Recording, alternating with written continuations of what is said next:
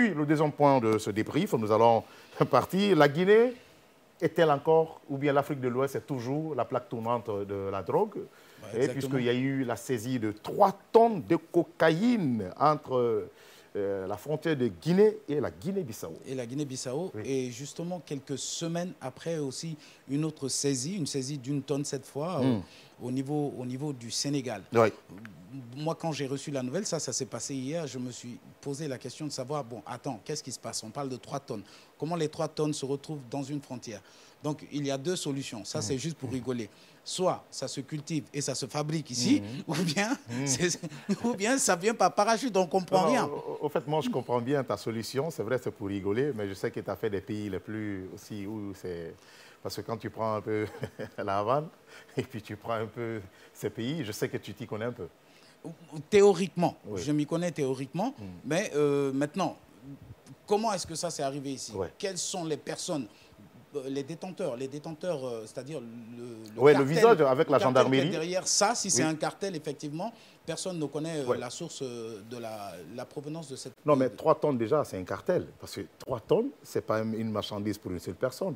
Et puis, au début du CNRD quand même, on a vu aussi 2 tonnes ou demi, ou à peu près 3 tonnes aussi qui ont été saisies sur les eaux. Et là, la question qu'on s'était posée... sur les eaux, parce que je oui, vois un peu justement, la question qu'on s'était posée pour la première saisie des 3 tonnes en Guinée, au moment, nouvellement avec le CNRD, c'était...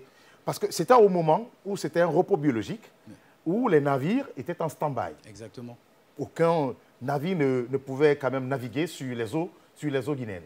Mais après, il y a eu 3 tonnes quand même qui ont été saisies. On se demande comment ça s'est passé. C'est un rattrapage. Ok, comme j'ai fait 2-3 mois de repos, maintenant, justement, je viens avec 3 tonnes. Non, c'est en plein mois de repos, en pleine décision. Wow. Et là, on trouve carrément un bateau qui naviguait avec 3 tonnes de cocaïne. Et après, il y a eu plusieurs tonnes qui ont été saisies à l'aéroport, puisqu'on n'en parle pas souvent avec la douane, qui fait beaucoup de saisies au niveau de l'aéroport international Ahmed Sékou Touré. Et ensuite, dans nos frontières, il y a eu beaucoup de saisies. Et là encore, c'est 3 tonnes. 3 tonnes, et presque en Guinée. Mais on se demande qu'est-ce qui ne va pas. Est-ce que la lutte aujourd'hui contre ces fléaux, est-ce que la lutte là est en train de porter? Elle est en train de porter parce que on parle d'une lutte, on parle d'une saisie de 3 tonnes. Lorsque quelqu'un saisit 3 tonnes, même à la frontière, la frontière des États-Unis et le Mexique, lorsqu'on attrape seulement 20 kilos de cocaïne, c'est une victoire pour le mouvement, pour la brigade antidrogue. C'est une victoire. Mais là, on est à 3 tonnes. Moi, vous savez, quand il y a des saisies, c'est très beau de venir exposer les saisies. Mais montrez-nous aussi qu'est-ce qui se passe avec ces saisies. Oui. Ah ben, on monte quand même. Hein. L'incinération. On monte l'incinération parce que je sais, je le disais tout à l'heure. Tu as assisté une fois? Bon, j'ai assisté à plusieurs autres incinérations. Qui est incinération de quoi? Chanvre indien. Je ne te conseille pas d'assister à une incinération de chanvre indien parce que tu vas quitter là-bas. On était très loin. Tu vas quitter là-bas. Non, on était très loin. On a incinéré. Quelle que soit la distance, la quantité, ça blague pas. C'est vrai, on était très loin avec la police et tout. Ils l'ont incinéré.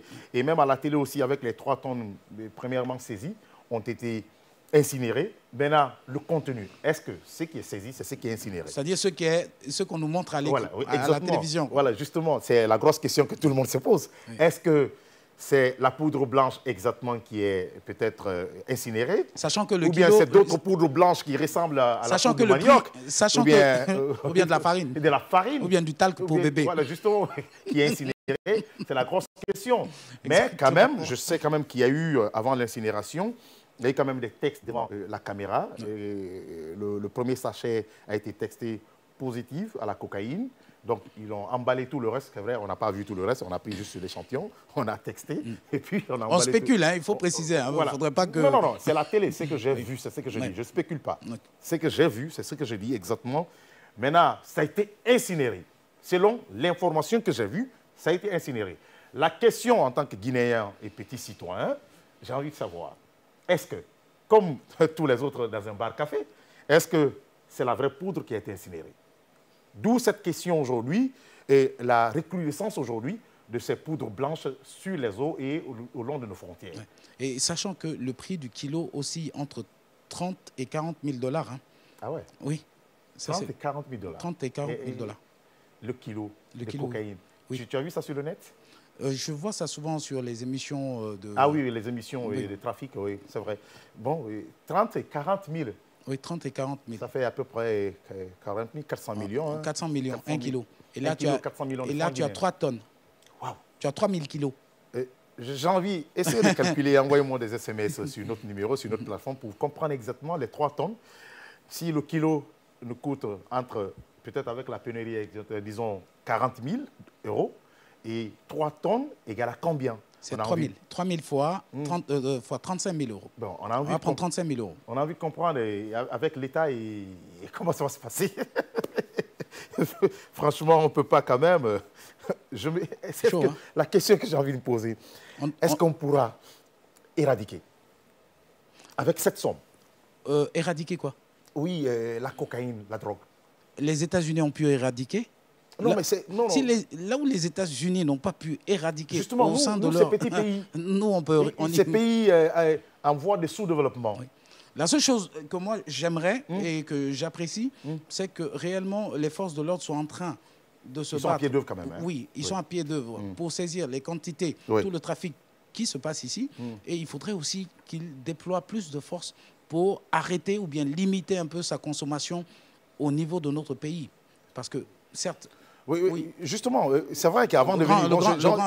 Je te pose la question en tant que, pas en tant qu'homme de culture, en tant que journaliste.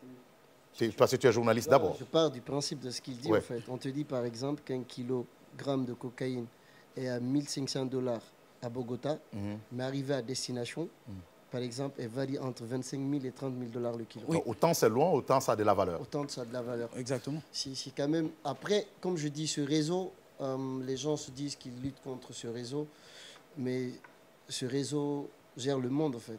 Oui, exactement. Gère le monde. Donc, on en parle parce qu'il faut réglementer. Il y a une réglementation.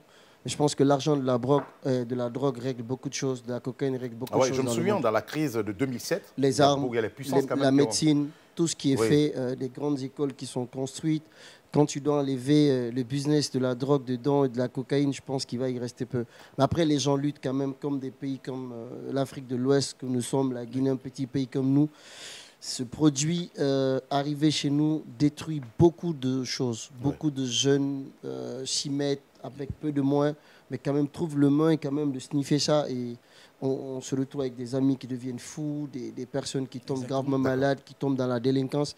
Donc les conséquences sont très très lourdes quand même. Hein. Et je pense que les autorités doivent continuer encore à travailler sur ça parce que c'est vraiment un fléau très dangereux. D'accord.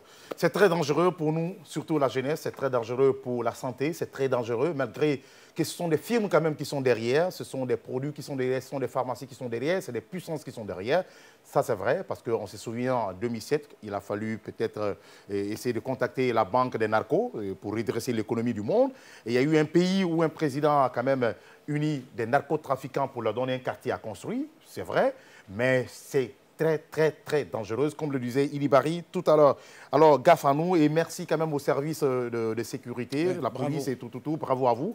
C'est super bien et la lutte, je sais qu'elle doit être acharnée, mais elle n'est pas facile, et surtout avec les moyens que nous avons.